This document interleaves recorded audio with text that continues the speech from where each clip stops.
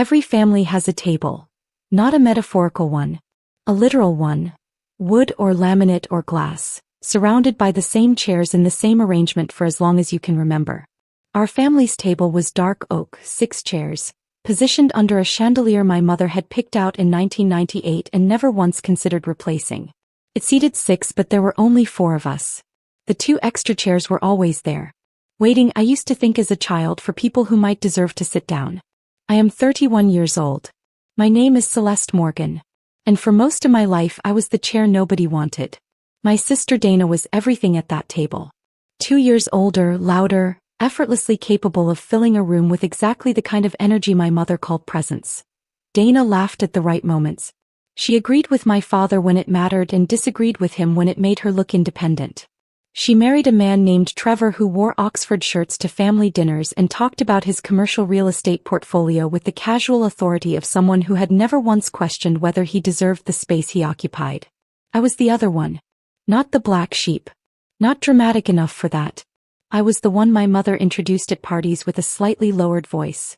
And this is my younger daughter, Celeste. She's in finance. The way you'd mention a piece of furniture that didn't quite match the room but you hadn't gotten around to replacing. I had a job my family didn't fully understand, an apartment they'd never visited, and a life I had built in deliberate, careful silence over the better part of a decade. That silence was intentional. I want to be clear about that. I had watched what happened when you gave my mother information. She catalogued it, cross-referenced it against her internal ledger of who deserved what, and deployed it at the precise moment it would cause the most damage. When I was 24 and had just negotiated my first major contract, a consulting agreement worth $340,000, I made the mistake of mentioning it during a Sunday call. By the following Thursday my mother had told Dana, Trevor had questioned whether the numbers were realistic, and my father had asked with complete sincerity whether I was sure I hadn't misunderstood the terms. So I stopped sharing. Not out of bitterness. Out of strategy. There is a difference and it took me years to understand it clearly. Bitterness wants the other person to feel the wound. Strategy simply stops handing them the knife. By the time I was 29, I had built something that would have been unrecognizable to the version of me who had sat quiet at that oak table and watched Dana open college acceptance letters while mine sat unopened because my parents had already decided she needed the savings more. I was a senior portfolio director at Harmon Wealth Management, overseeing a client book worth just over $380 million. I had a private condo I owned outright in the East Financial District, a financial advisory relationship with a man named Victor Reyes who had been my mentor since my first year in the industry, and a growing personal investment portfolio that I reviewed quarterly and discussed with no one in my family. I drove a car they had never seen. I wore clothes they had never commented on because they had never been in the same room as me when I wore them. I lived a life that was, by every measurable standard, flourishing, and I had protected it the only way I knew how. By being invisible. Christmas changed that. But not the way my mother planned. The invitation to Christmas dinner came via group text in early December. Dana had typed it. She used the word mandatory the way only people who know they have no actual authority do, with extra emphasis, hoping the word itself would carry weight. * mandatory family Christmas. Mom's house. December 25th, 4 p.m. Dress nicely. *. I typed back, I'll be there. I had learned not to over-explain. A single confirmation gave them nothing to work with. I arrived at 4:07. The house smelled like cinnamon and the particular tension that only exists in rooms where something has been planned. I noticed it immediately, the way my mother moved through the kitchen with the energy of someone executing rather than hosting. Trevor was already seated, Oxford shirt pressed, glass of red wine positioned exactly 2 inches from his place setting. Dana stood near the counter doing something with a salad that required less effort than she was giving it. My father was in his chair at the head of the table reading something on his phone. Nobody hugged me. This was not unusual. I poured myself a glass of water, sat at my usual seat, second from the left across from Dana, and waited. Dinner itself was unremarkable. My mother had made a roast. My father talked about his golf game. Dana and Trevor discussed an interior designer they were considering for their guest bathroom, and I listened with the attentive expression I had perfected over years of being physically present in rooms where I was emotionally uninvited. The conversation moved around me the way water moves around a stone, Not hostile exactly, but shaped by the assumption of my irrelevance. It was over the dessert plates that my mother stood up. She walked to the kitchen counter and picked up a manila folder. It was thick, not enormously so but deliberately thick. The kind of thickness that announces itself. She carried it back to the table with both hands, the way you carry something fragile or something important or something you want people to believe is one of those things. She set it in front of me. "I have documentation," she said. Her voice was clear and steady. She had rehearsed this. $8,000 worth. I looked at the folder. I looked at my mother. Dana was watching me with an expression I recognized, the particular alertness of someone waiting for impact. Trevor had leaned back slightly in his chair. My father had put his phone down. "I hired Gerald Cross Investigations 6 weeks ago," my mother continued. "Because your lifestyle doesn't make sense, Celeste. The apartment. The vacations. I'm your mother. I need to understand where this money is coming from." He said "I'm your mother" like it was a credential. I pulled the folder toward me and opened it slowly. The first pages were surveillance photos. Me entering my building. Me parking my car. Me exiting a restaurant in the financial district with 2 colleagues whose names my mother would not have recognized. There were printed screenshots of my LinkedIn profile. A printed copy of my company's website with my bio circled in blue pen. 3 pages of what appeared to be a compiled record of purchases, restaurants, flights, clothing retailers, sourced from God knows what combination of public records and digital footprint analysis. I turned the pages calmly. One by one. "This took 6 weeks?" I asked. "Don't make jokes," Dana said. "I'm not."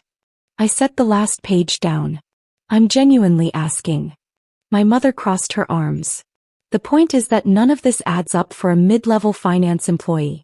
Trevor looked at the numbers. "The lifestyle doesn't match the income bracket." Trevor nodded with the confidence of a man who had been asked to validate something and had done so without asking questions. I looked at the folder for one more moment. Then I took my phone off the table and typed a message to Victor. *Mom hired Gerald Cross Investigations. Run a conflict check on their client list. I set the phone face down. The table was quiet. I think they expected me to defend myself. To explain. To produce counter-documentation, perhaps, or to get flustered in the way that satisfying confrontations require. Dana was watching my face. My mother was watching my hands. Victor replied in 90 seconds. I picked up my phone. Read the message once. Set it face down again. Then I pushed the folder back across the table toward my mother. "You should keep this," I said. "Celeste." "Mom." My voice was quiet. Not cold. Just quiet. "Your attorney is about to call you." She stared at me. "I'd take it outside," I said. Her phone rang 4 minutes later. She looked at the screen. Looked at me. Stood up from the table and walked out of the dining room toward the hallway. The door to the sitting room clicked shut behind her. Dana looked at me across the table. "What did you do?" "I didn't do anything," I said. I picked up my fork and finished the last of my dessert. Victor Reyes had been in financial services for 27 years before he started his own advisory firm, Reyes Capital Group, with 12 clients and a 3-person team in a modest East Side office. By the time I met him at 23, he had 340 clients and a reputation in our industry for 2 things: an uncanny ability to identify undervalued assets, and a zero-tolerance policy for conflicts of interest. He was also, as it happened, a licensed forensic accountant who had spent the first 9 years of his career doing compliance work for the SEC. When I texted him about Gerald Cross Investigations, he did not ask me why. He did not ask for context or clarification. Victor operated on the understanding, one we had established early in our professional relationship, that when I flagged something I had already assessed it and what I needed was execution. The conflict check took him 60 seconds because he had run one 2 years prior. Gerald Cross Investigations, it turned out, had a corporate client list that included, as one of their 3 premium retainer accounts, a wealth management firm called Whitmore Capital Partners. Whitmore Capital Partners had, 14 months earlier, attempted to poach 3 of Reyes Capital Group's senior clients with a targeted campaign that included, among other tactics, selectively distributed documents suggesting irregularities in Reyes Capital's fee structure. The campaign had failed. Victor had documentation proving its origin. Gerald Cross had been the firm that compiled and distributed those documents. Victor had, at the time, chosen not to pursue legal action because the damage had been contained and the cost of litigation outweighed the benefit. But he had kept every piece of documentation, every email, every distribution record. A complete forensic trail connecting Gerald Cross investigations to a coordinated defamation campaign against a competing financial firm, which is, under applicable law, actionable at a level that makes an $8,000 surveillance retainer look like a rounding error. What my mother's attorney was explaining to her in that sitting room with the door closed was that Gerald Cross Investigations was currently being asked by Reyes Capital Group's legal team to confirm whether a retainer agreement existed with one Patricia Morgan, née Patricia Holloway of 4 Elmwood Court, and whether the work product generated under that retainer had been distributed to third parties in a manner that might constitute participation in a pattern of actionable conduct. It had not. My folder was the only copy. Gerald Cross had followed standard protocol. The attorney on the phone was not unkind. He was methodical. He explained the timeline of the Whitmore campaign, the documented connection to Gerald Cross, the nature of the legal exposure, and the recommended course of action in the measured tones of someone who has delivered uncomfortable news so many times that it has become simply a transfer of information. He did not editorialize. He did not say your daughter set this in motion. He simply explained what existed, what it meant, and what would be advisable going forward. My mother asked 2 questions. The attorney answered both. Then she said she needed to call him back and she hung up. But the inquiry alone was enough. Because Gerald Cross Investigations had, it turned out, billed my mother twice. Not maliciously. An accounting error. A duplicate invoice generated when their billing system migrated platforms in November. My mother had paid both. $8,000 on the first invoice, $8,000 on the second, assuming the second was a progress billing. She had not called to question it because calling would have required explaining to someone at Gerald Cross why she was spending $16,000 on surveilling her own daughter, and she had not wanted to have that conversation. She had, as a result, paid $16,000 for a folder of surveillance photos and a conflict check that had just unraveled the entire operation. Her attorney was recommending, in very measured tones, that she request a full refund on both invoices and cease all contact with Gerald Cross pending a review of their current legal exposure. My mother was outside for 11 minutes. When she came back in, she sat down. She did not pick up her fork. She did not look at Trevor or Dana. She looked at me. You knew, she said. I suspected, I said. Victor confirmed. Who is Victor? I had never mentioned Victor to my family. I had never mentioned Reyes Capital Group or my client book or the promotion I had received 18 months prior, or the performance bonus I had deposited in February that was, on its own, more than my father had earned in his best year at the firm where he'd worked for 3 decades. He's my financial advisor, I said. He's been my financial advisor for 8 years. Dana was looking at me differently now. The preloaded quality had left her expression. What replaced it was something I did not often see directed at me from that table. Uncertainty. How did he know about the investigation firm? My father asked. His voice was careful. Because Gerald Cross has a history, I said. Victor keeps records. I reached into my bag, the one I had hung on the back of my chair when I arrived, the one nobody had commented on, and I placed 3 things on the table. The first was a business card. Victor Reyes, Managing Director, Reyes Capital Group. My mother picked it up and turned it over. The second was a single printed page. A summary statement from my personal investment account, dated the 1st of the month, showing a portfolio value that I will not reproduce here because some things are still private, but which was sufficient to explain the apartment, the car, the restaurant in the financial district, and 11 other lifestyle details that had apparently required 6 weeks of surveillance to compile. The third was a letter on Harmon Wealth Management letterhead, signed by my division head, confirming my current title, tenure, and the fact that I had been shortlisted for a National Industry Recognition Award to be announced in February. I placed all 3 items on the table and folded my hands. The lifestyle makes sense, I said. It just makes sense for a life I haven't told you about. My mother looked at the portfolio summary for a long time. I watched her face move through something, not quite regret, not quite recognition, but some complicated territory between them. Why didn't you tell us? She asked. This was the question I had been waiting for. Not because I had a dramatic answer prepared, but because it was the question that contained the real answer inside itself. Why didn't you tell us? As if the answer were mysterious. As if the table we had always sat at had been a place where information was safe, where achievement was celebrated without qualification, where a daughter who had done well could say so without it being catalogued, cross-referenced, and eventually deployed. Mom, I said, you spent $16,000 to prove I was lying about my own life. She said nothing. That's the answer to your question. Dana was quiet. Trevor was quiet. My father was looking at the letter on Harmon letterhead with an expression I had not seen on his face before. Something that might, in different lighting, have been called pride, but arrived about 9 years too late to feel like the real thing. Gerald Cross Investigations refunded both invoices in full within 72 hours of Victor's legal team making contact. My mother received a check for $16,000 and a letter of apology citing administrative errors in account management. She framed this, I was told by Dana, as a victory, as evidence that she had caught them in something. I did not correct this interpretation because correcting it would have required a conversation I had decided I was no longer interested in having. The Industry Recognition Award was announced in February. I was named one of 3 recipients of the National Financial Services Excellence Award for Portfolio Directors Under 35.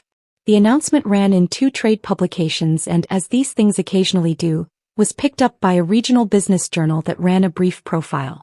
The profile included my photo, my title, my firm, and a quote about my philosophy of building quietly and letting results speak. Dana called me after the profile published. I didn't know, she said. Not congratulations, just, I didn't know. I know you didn't, I said. Mom is, she stopped. She's having a hard time with it. I imagine. She wants to talk. I looked out the window of my condo, the one they had never visited, at the city I had built a life inside while my family sat at an oak table and discussed what kind of person I was. It was a clear day. The kind of clear you only get in February when the cold has pushed everything soft out of the air and what remains is precise and still. She can call me, I said. I'll answer. Dana paused. That's it. That's it. There was no dramatic estrangement. No ultimatum delivered, no door slammed. My mother called me the following Sunday morning. She talked about the refund check in the Investigator and said the word sorry twice. Once in a sentence about the money and once floating free without an attached object, the way people say sorry when they mean it but don't quite know what specifically they are apologizing for. I accepted both. Not because the wound wasn't real. It was. $8,000, $16,000. Was not the injury. The injury was older and more structural than any invoice, rooted in years of being the chair nobody wanted, the voice turned down at dinner, the achievement mentioned in a lowered register at parties. The injury was a table I had sat at since childhood and never quite belonged to. But I had built a table of my own. Victor and his team. My colleagues at Harmon. The clients I had worked with for years who called me when things went wrong and trusted that I would tell them the truth even when the truth was uncomfortable. A small, carefully chosen world of people who had seen exactly who I was and had chosen to sit down. That table didn't need the other one to validate it. It just needed me to stop pretending the other one was the only one that counted. In August, my mother sold the house on Elmwood Court. She and my father were downsizing. The mortgage had become uncomfortable, a fact I had suspected for 2 years based on small things. The lack of updates to the furniture, the group texts about splitting holiday costs, the way my father's shoulders tightened whenever the topic of home equity came up. They found a smaller place 20 minutes away, a townhouse with 4 rooms and no chandelier from 1998. I learned about the sale from Dana, who told me without particular agenda, just as information. There was a pause after she said it, the kind of pause that is a question without being phrased as one. I told her I hoped the move went smoothly. She said thank you and I meant it when I said it. I did not tell my mother that Reyes Capital Group had been quietly managing a real estate investment trust that included, as one of 7 commercial properties, a mixed-use building 2 blocks from her new townhouse. I did not tell her because it was not relevant, and because my financial decisions are not documentation I owe anyone. Some information is not a secret so much as it is simply private. The distinction being that a secret is hidden from people who are owed it, and privacy is simply a boundary with people who are not. I did call her on her birthday in September. We talked for 22 minutes. He asked about work. I told her things, not everything but things. Real ones. She listened without cataloging, or if she was cataloging, she had the grace not to show it. It was not forgiveness exactly. It was something quieter and more durable than that. My grandmother used to say that some debts get paid and some debts get dissolved. The paying requires a transaction, equal exchange, receipts, balance zeroed out. The dissolving just requires time and the decision made without announcement to stop carrying it. The $16,000 had been refunded. The rest I had decided could dissolve. I drove home from that birthday call through the financial district, past my building, past the parking structure where a surveillance photographer had once spent 3 days documenting my unremarkable comings and goings for a folder that would eventually be pushed back across a table. I parked. I took the elevator up. I made coffee and sat by the window and opened my laptop to review the quarterly reports Victor had sent that afternoon. Outside, the city moved in its efficient, indifferent way, the way cities do when they are large enough that no single story inside them is the whole story, when your drama and your triumph and your quiet coffee by the window are all equally invisible from the street. The numbers were good. They were very good. And nobody at that table would have known the first thing about them, which was, I had long since decided, exactly how it was supposed to be. Not a punishment. Not a power move. Simply the natural result of having built something real in a place where no one was watching, for no audience, with no expectation of applause. The folder was still in my bag. I had taken it with me when I left Christmas dinner. Not as evidence, I didn't need it for anything. I kept it because it was, in its own way, the most complete portrait anyone in my family had ever assembled of my actual life, paid for at significant expense, and it had told them almost nothing. I thought about that sometimes. About the gap between what can be surveilled and what can be known. You can photograph someone's car and her building and the restaurant where she takes her clients. You can compile her LinkedIn profile and circle her company bio in blue pen. You can spend $16,000 in 6 weeks and produce a folder of evidence that is accurate in every detail and completely misses the point. Because the point was never the apartment or the car or the restaurant. The point was 8 years of early mornings and studied markets and hard conversations with clients who were frightened and needed someone to hold steady. The point was a decision made at 23, in a small office across from a man named Victor who had looked at my work and said, "You have something," which was the first time a person in a professional context had said that to me without qualifying it. The point was choosing every day to build in silence rather than defend in public. Not because I was afraid, but because silence was the only environment in which something real could grow without being handled to death.